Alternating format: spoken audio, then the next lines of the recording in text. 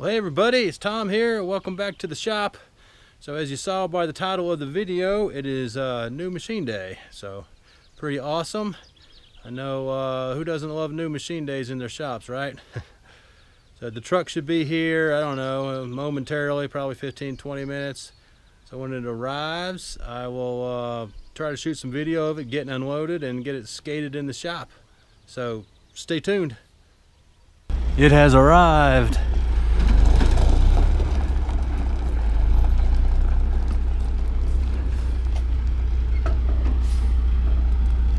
Here's the heavy duty skates I'll be using.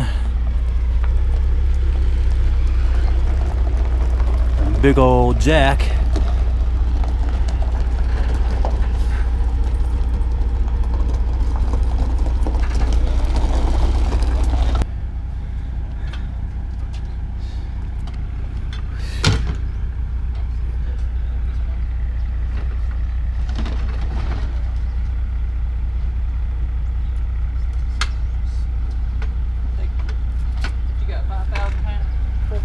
Six. It might tilt that thing up. It might tilt it. But we'll just use the jacks, I guess. Just jack it up there. I'd get the smaller one. It's in the front seat. It's a little too big to get up to.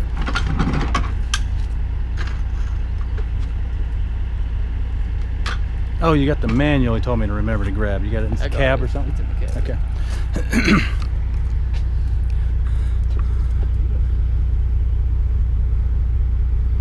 5 gallons of oil. Passenger. See if your forklift's strong enough. We'll put the chain right here. Pick up this one side enough to get. And everybody there is Tom pulling the machine in.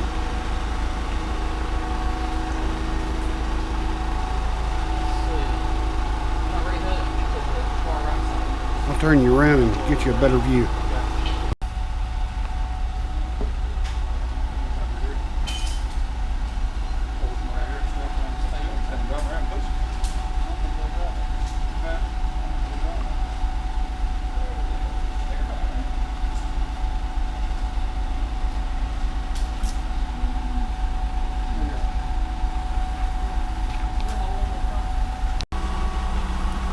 What they're doing right now is getting ready to swing that tail in and right in this hole and they're pulling from the front or the rear of the machine, and that'll just swing it right in here.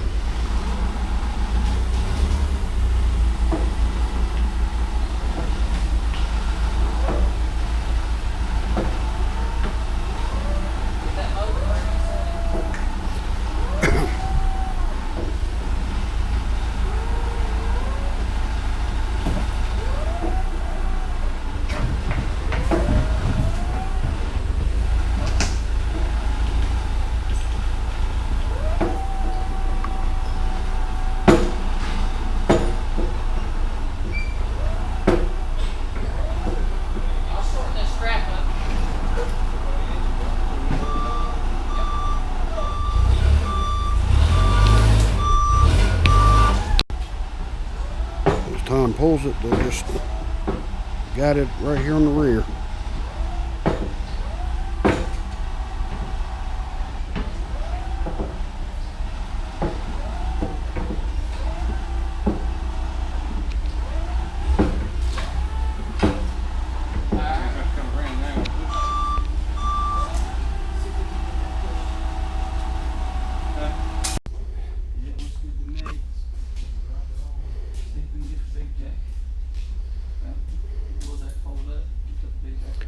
After a little bit of manual pushing, she's right in place.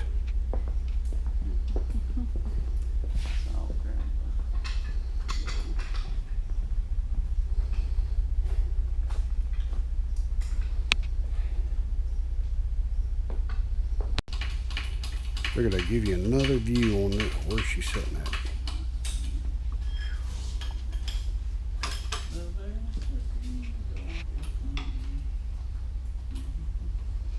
All right, guys, as you can see, it is in the shop. No dramas, so that is a good thing. She's a big girl. That's why I paid the professionals to move her. She's about 14,000 pounds. Doesn't look it, does it? But happy to have it. So got a piece of cardboard here covering the table because it's kind of filthy, and well, the seller covered this with LPS 3 and the ways and everything, just in case it rained on it so it wouldn't rust. But let's talk about this. So this is a Defiance number 5 horizontal boring mill. It was manufactured in Defiance, Ohio. My best guess is late 30s, looking at the serial number. I'll show you guys the serial number. I'm just making a logical guess the way they got a -37 in the serial number. A little history of the company. So the company goes back as far as the 1850s. They were mainly into woodworking equipment. Not that much on the company itself. I mean, I've searched, Google, vintagemachinery.org, Wikipedia, the machinist forums and stuff. So I don't think they made that many of them. So that's why there's just limited information about the machine. But let me just read off what I was able to print off. So in 1872, the partnership of Kettering, Strong, and Lauster incorporated as Defiance Machine Works, and Peter Kettering as the president. In the early days, Defiance made mainly machinery for wheelwrights, and they came to completely dominate the wagon, buggy, and carriage machinery market. Many of their machines were designed by Peter Kettering himself. They diversified into barrel making machinery and eventually produced a fairly complete line of woodworking machinery intended for making railway cars and other large-scale products. During World War I, the company made almost all the machinery for manufacturing rifle stocks and artillery and gun carriage wheels. The company further diversified into machine tools and vehicle and engine production machinery. Defiance stopped manufacturing woodworking machinery sometime in the early 1930s. By then, they had fallen on hard times. The company was sold to Toledo Scale Company in 1938. World War II kept them busy, but they ceased operations in 1949. So, yeah, that's a little brief history of the machine. As you can see, it is a left-handed machine, which means the controls are on the left-hand side. Doing a little, quick online looking on eBay and search. There seems to be a little more left-handed operated machines than right-handed machines, as in some other just, American Iron like Union, Lucas, Sellers, Kearns. They're all left-handed. A couple of the right-handed machines, you got Universal and, of course, good old Giddings and Lewis G&L. Did get a manual for it, so happy to get that. I mean, it's kind of plain Jane, but on these old machines, you're lucky if they even made a manual. So, if you get one, hey, that's great. It does have some schematics in it, so, I mean, that's a plus. And then, of course, just some basic operating procedures. So, nice to get that because, any information on this machine is really difficult to find. Like I said, I guess these were pretty scarce. So what do you say? I'll grab the camera and we'll do a walk around and I'll show you the good, the bad, and the different, all right? If you've been a viewer of my channel for a while, you'll remember that over here in this corner, we poured 10 inches of concrete. The rest of the shop is 6 inches with the anticipation of getting a horizontal boring mill, and it was going to go here, and I knew it was going to be heavy. So she's sitting on 10 inches of concrete. Shouldn't have any problems, hopefully. I don't know if you call this the front or the back, but we can start here, I guess. So there's the badge.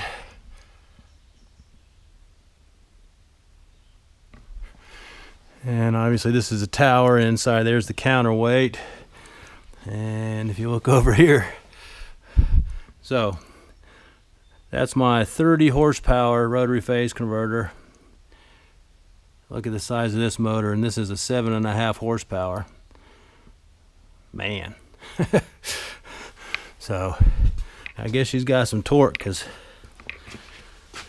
it's got 5 belts on her. And nothing spectacular about the backside. Electricals come in here. Looks like running off of this shaft here, you can see it looks like some sort of oiler with lines going to pump oil. And we'll come back around. So the table is 2 feet by 4 feet. Got the tailstock. Got to have a tailstock on a horizontal boring mill. I mean, you can get away with one on a fair amount of work, but where it shines is obviously line boring, and you need that support on the other side of the boring bar. It does have this handy chute right here, you see, so as the chips pile up, goes in that chute and just evacuates down here. So that's pretty slick. If we move around, I guess while we're at the tailstock, it's kind of interesting that the bore here for the support is only 1 inch and 3/4. A little bit small, I'd have thought, but oh well.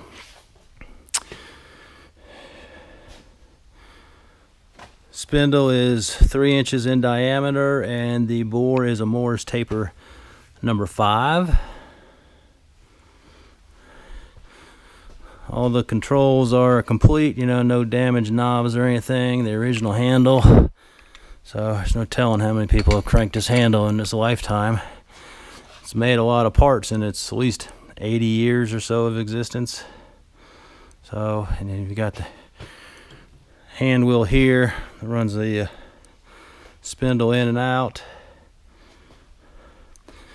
Now these older machines, you know, like from the 40s, 30s and 40s, are not known for their speed. So the maximum RPM, if you guys can see that, is 331. So she's not blazing, but she's got some torque. She'll go all the way down to 15 RPM.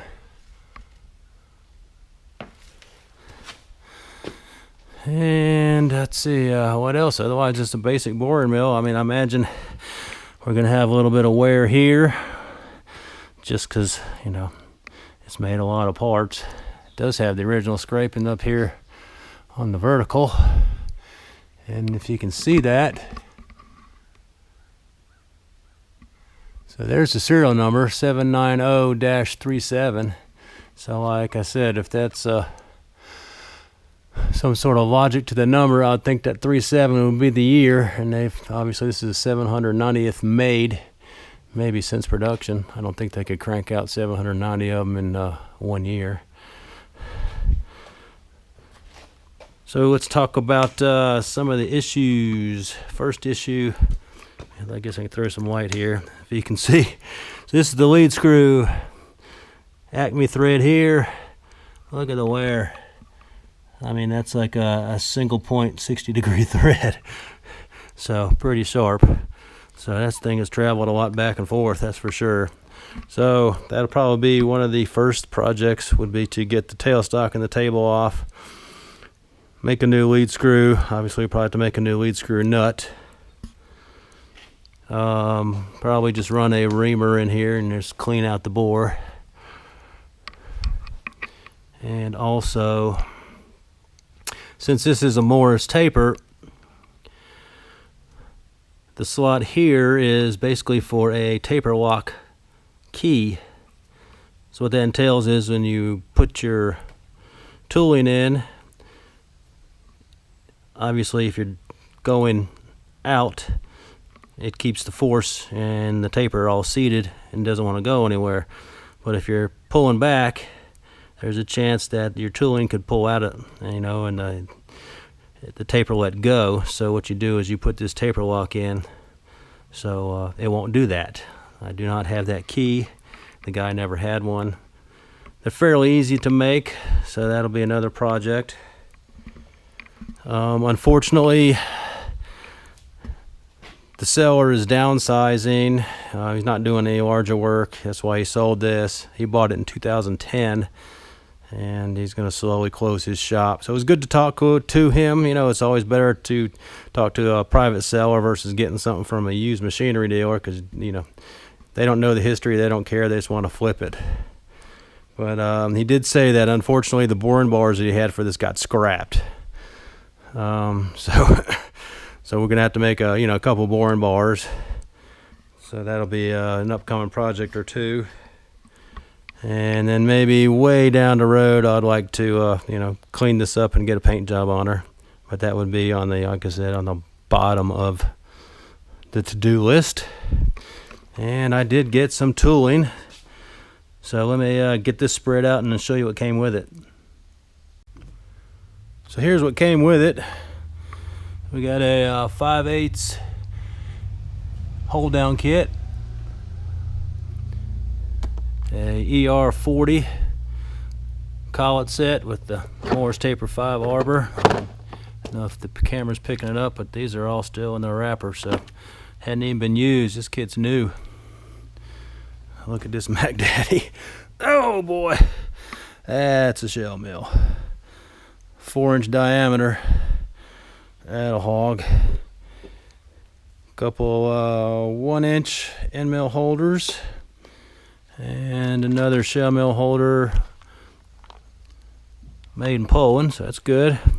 Another shell mill holder, some boring bars, a nice 4-inch Criterion boring head that takes 1 inch in diameter tooling. Of course, unfortunately, it's just got the cheap brazed on carbide. Have to invest in some good boring bars for that. And then let me take you over here real quick, grab a light, because I didn't want to take all this out, but as you can see, this is just hold down stuff, nothing special. And then he threw in whatever he had left of the oil for the gearbox. So that's everything. I'm pretty pleased to get it all. You know, I wasn't expecting to score the horizontal boring mill this soon. I've been on the lookout one for, I don't know, 3 or 4 years. I missed a chance on one in Oklahoma, but it was going to be too expensive to get it rigged up, get it shipped over here, and get it rigged again. So when this one popped up, I had to grab it, because you guys know, when a machine pops up that you're looking for, you got to get it, because otherwise it'll be gone. So we're getting some work done. Can't wait. In our some upcoming future videos, I got to learn how to use it, but obviously it's it's a boring mill, so it can't be too hard. You got simple controls. So yeah, super excited to get one. It's complete at a good price and a nice small package, fairly close to my shop. Well guys, that's going to be a wrap. I appreciate you watching the video. I hope you enjoyed it, and hope to have some Defiance number 5 horizontal boring mill videos coming out. I would say not near future, but at some point in time. We got to do the minor repairs first. So stay tuned. And as always, I appreciate you guys watching. Thanks for the thumbs up. Mr. Chaos is over there. He says thanks also. And we'll catch you on the next video, all right? See ya.